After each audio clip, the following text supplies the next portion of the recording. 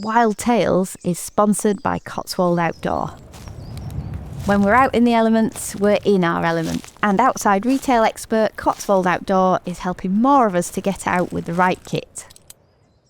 Thanks also to their support, the National Trust is helping walking communities to access the UK's outside spaces. And we're working to fix 15,000 kilometres of paths and trails by 2030 for everyone to enjoy.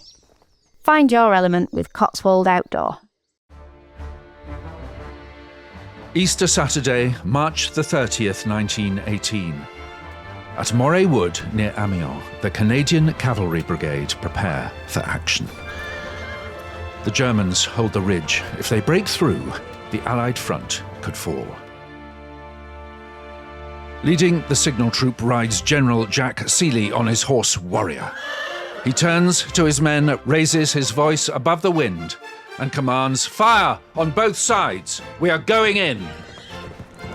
Chaos ensues. Shells explode. Bullets scream through the air. General Jack Seeley and his horse Warrior ride into the storm, red pennant in hand, the squadron thundering close behind. The battle that follows will be remembered as one of the deadliest cavalry charges of the First World War.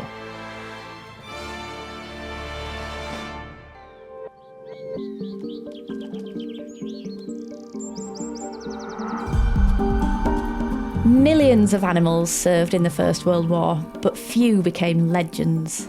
Warrior, the horse who carried General Jack Seeley through some of the bloodiest battles of the war, was one of them. Welcome to Wild Tales. I'm Rosie Holdsworth, and in this episode we hand over to historian James Grasby for Warrior the Warhorse.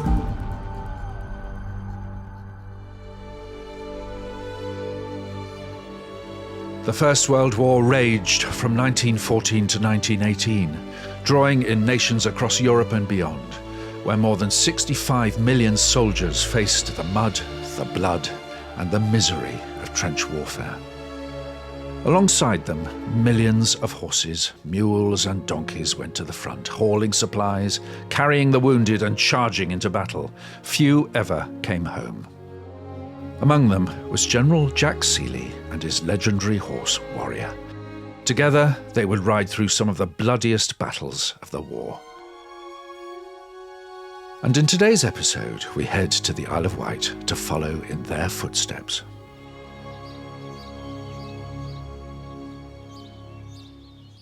It is a glorious spring April day, and I'm standing in the grounds of stunning Mottistone Manor on the Isle of Wight. Now, this place is nestled in a very sheltered valley, not far from the sea, but surrounded by rolling, lush greenery. Mottistone Manor was first recorded, I believe, in the Domesday Book in 1086. And today, I'm here to walk an unusual and surprising trail, one that traces the steps of a forgotten hero from the First World War, someone who returned from the Western Front against all odds and unscathed. But before I set out, I'm going to step inside the manor to meet somebody who one wouldn't naturally associate with this story. I'm just going to come in through this front door with a two-centred arch, past some Gothic lettering, a wonderful inscription, through another low door into an ancient room with magnificent timbered ceiling. But in front of me is the most striking picture. What a beautiful horse! A beautiful horse with a gallant, what looks like a general in uniform, and behind, chalky cliffs, which I guess are the Isle of Wight. I don't know. It says 1920s, but I wonder who this chap is. As I stand there pondering, I hear footsteps behind me. I recognise your face, Brough Scott. What a pleasure to meet you. It's lovely to be here because obviously I've known this picture since I can remember pictures. And that's Grandpa on his horse Warrior, which has become quite famous really as a sort of symbol of the First World War. Brough, it's an astonishing story. I mean, to so many people, you are the face of British racing, TV presenter, writer. I had no idea that you as well are the grandson of General Jack Seeley, and I've got this relationship with Mottistone. In fact, Grandpa, who is an extraordinary Victorian Edwardian figure that you couldn't invent now, but he went to the Boer War with a white horse of his called Maharaja, and when he got to the port, so you can't take that white horse, it's bad for camouflage, so he took it round the back and dyed it brown. I mean, literally, and it went right through the war with him. Between 1899 and 1902, the Boer War raged in South Africa. It was here that Jack Seeley learnt the realities of battle on horseback. And when he was looking for a replacement to that horse when he got very old, he saw a thoroughbred mare and he galloped down after it and bought it there and then off the man. She was called Cinderella and she was incredibly sweet. She used to walk round behind him like a dog. My mother can remember sliding off her back. She was really sweet. And her son was Warrior. From the day he is born, Warrior is Jack Seeley's constant companion in both war and peace. They cross the Channel together in 1914, and for the following 4 years, they endure the mud and hardships of the Western Front. 2 decades later, in 1935, Jack Seeley publishes a book about him called My Horse Warrior. By then, Warrior is 27 and a living reminder of the bond they share. That book, My Horse Warrior, it's a love letter to this horse. He would have remembered the last canter he did alongside his son who got killed, Frank. He remembered him with his first wife who died. He remembered him through that picture there of the whole family. The horse was his connection. It's a testament to a quite unique equine life, and that's why I'm really proud that he recorded it. But Warrior's story isn't just published in books and remembered in portraits. It's written into this very landscape.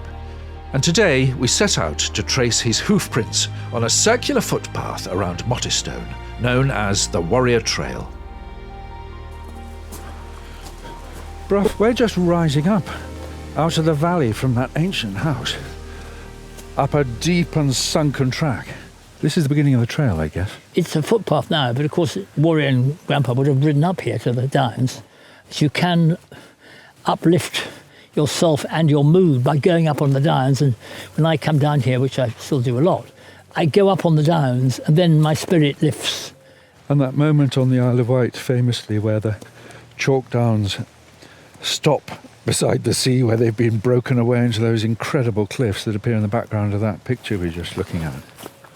That particular chalk cliff is called Tennyson Down because that's where Tennyson used to walk up, purportedly reciting some of his great verse. We're walking up towards the downs, but actually down below, a little bit south of here, is Yafford Mill, where Warrior was born. We're talking about 1908, and Grandpa was a minister then, and there was a very stuffy private secretary. And the guy at the stables sent a message to Grandpa, which was handed over by this very stuffy civil servants. The message was, Cinderella had a booming boy today, mother and son really well. Lovely phrase that Grandpa said, well, Yafford is one of the most delightful places one could possibly choose to be born. Lovely.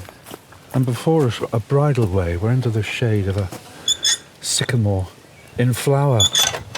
Which way are we heading, Brough? We're going southwest up onto Brook Down, and out ahead of us we'll see the totemic chalk cliffs of Freshwater Down.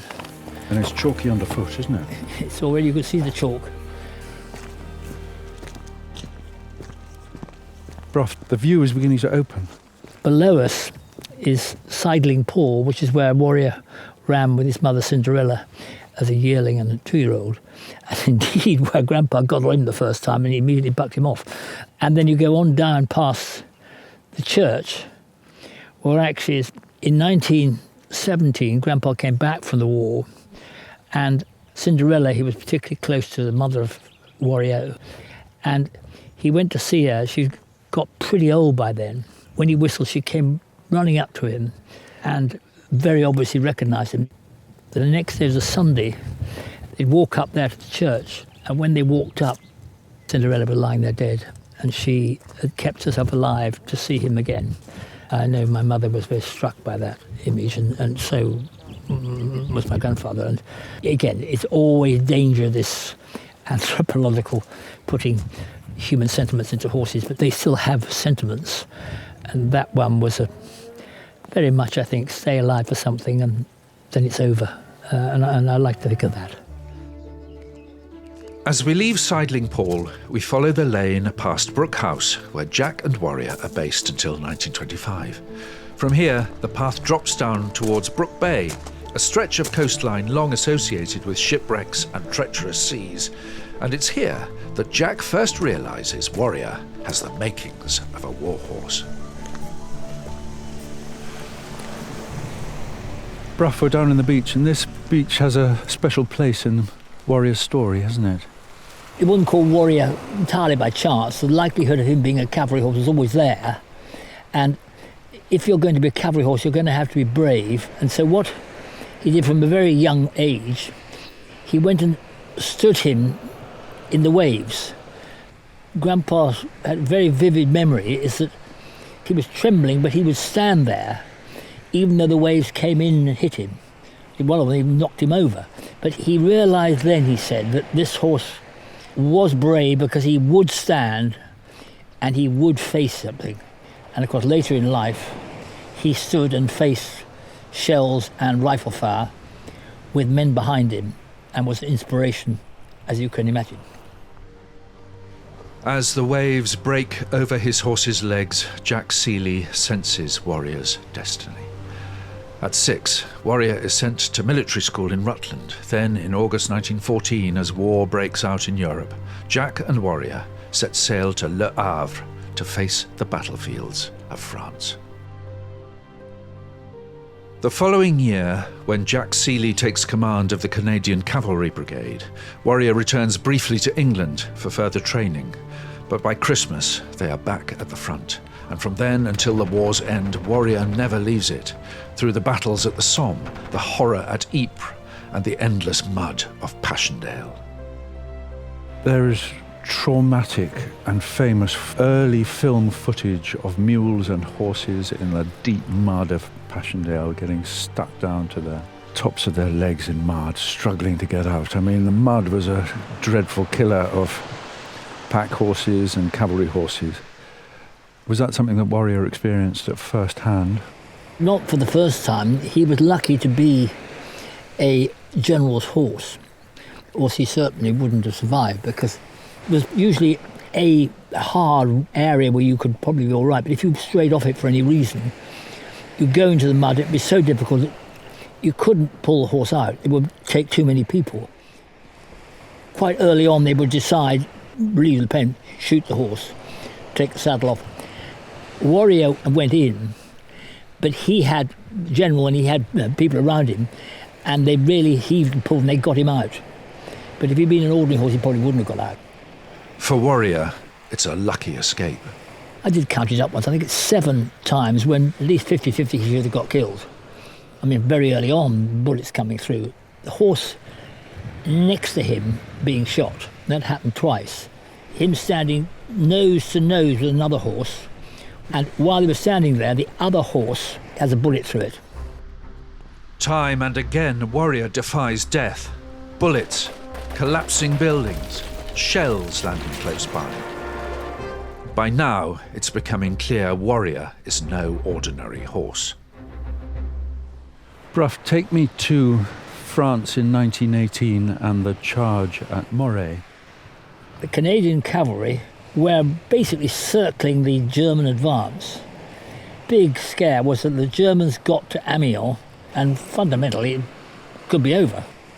Grandpa was in charge of the Canadian cavalry with about 1,000 men and horses, and he was told not to get too involved, and he saw the Germans had broken through, so he decided, regardless of any instructions, he needed to take it back. The important thing, we had a signal group which were the people to go up in front, so spearhead of 16 people, and you planted a big pennant, because then the units coming galloping up behind would know one lot had to go left of the pennant, the other would go right of the pennant. But of course, being Grandpa and Warrior led it.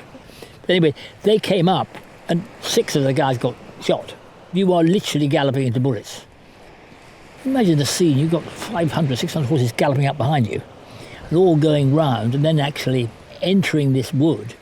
Leave your horses, you then march in with bayonets fixed, thrusting and disemboweling, things like that. It was hand-to-hand fighting.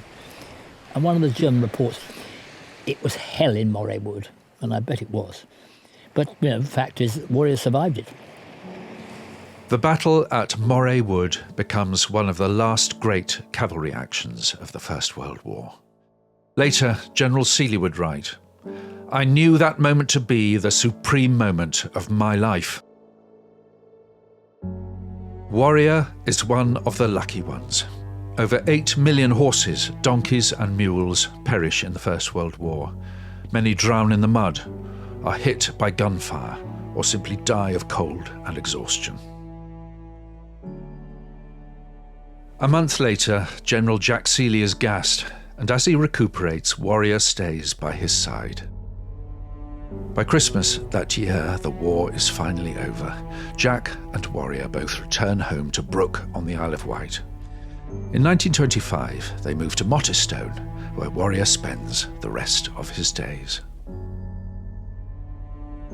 Brough, that was a wonderful walk, tracking the story of Warrior and your grandfather. And we've now come back to a really lovely panelled room somewhere in the north part of this great manor house. And we've got a pot of tea. Much needed. I've got the book that your grandfather wrote and that you republished. And there's this lovely photograph here of your grandfather on Warrior outside this house. What's going on here? It's typical in many ways. 1934, Grandpa is in his 60s, Warrior is 26 years old, and Queen Mary's there. And she would have been at Cowes, and Grandpa is in his Cowes yachting kit, which is a yachting cap, blue blazer and white slacks. And what the Queen clearly would have done is saying, "Oh, I'd love to see Warrior." So they brought Warrior out of the field, and he would have said, "Look, here he is," and he would have jumped up on him. So he's riding Warrior bareback, and the Queen is patting him. So Warrior, a great celebrity. And by the sound of it, Warrior lived to an extraordinary age. He went on and on. It's one of the most extraordinary things of all, really, and there's a terrific picture of Grandpa and Warrior outside Mottistone Manor, with Grandpa riding him, when Grandpa's 70 and Warrior's 30. I mean, 30 is very old for a horse, and he's had the saddest of ends. 1941, things are very, very rough in England. And, it looks like we might well lose the war. And Warrior's getting very ropey. And through the winter, Warrior was having to have a lot of oats, things to keep him going. And Grandpa had to decide, look, people are going to grumble, so we're going to have to put him down. During the Second World War, rationing means food and fodder is desperately scarce. Non-essential animals, retired horses, pets, even zoo animals were put down, as there simply wasn't enough to keep them alive. It was in this climate, in 1941, that Warrior, by then 32 years old, is finally laid to rest. This is the saddest bit. He said he couldn't bear to be there when the vet came to put him down. But he wrote in his notebook, Warrior had been put down, he said, to quote the poet Byron about his dog Bosun, "I do not believe he'll be denied in heaven the soul he had on earth," which is rather a lovely thing to have written in your diary. After more than 3 decades at Jack's side, Warrior's death makes national news, with the Times publishing an obituary and the Evening Standard running the headline, "The Horse the Germans Couldn't Kill." But Warrior's story doesn't end there. In 1935, Jack Seeley writes a book about his beloved charger, My Horse Warrior, a love letter to their bond. And in 2012, Brough republishes the book, keeping his grandfather's words alive for a new generation.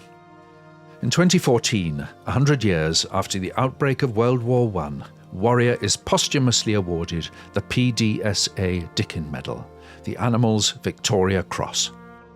It was an extremely proud moment for me and my family, because Warrior was given this medal on behalf of all the animals who suffered in the First War. And it was a wonderful thing, and the recognition that that horse, born at Yafford, 2 miles from here at Mottistone, who spent all of his life in the Isle of Wight, with the minor exception of 4 years when, according to Grandpa, he won the war single-handed, that he should be honoured on behalf of all the others is something that we are all very, very proud. From the cliffs of the Isle of Wight to the battlefields of France, Warrior's story is one of loyalty, courage, and survival against all odds. As we honour the soldiers who never came home, let us also remember the animals who stood beside them.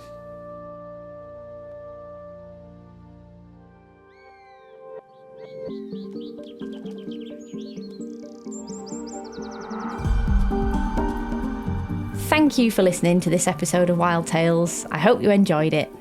If Warrior's Tale has inspired you, you'll find more history stories in our sister podcast, Back When. I'm Rosie Holsworth. I'll see you next time.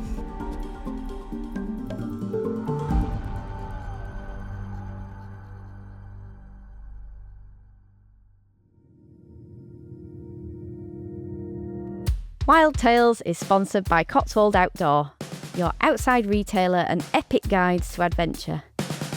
Quick breathers, calming walks, or heart-pounding hikes, we feel better when we get out more. Find quality kit and 50 years of outdoor wisdom. Plus, National Trust supporters get 15% off walking kit in-store and online. Feel in your element, in the elements at cotswoldoutdoor.com.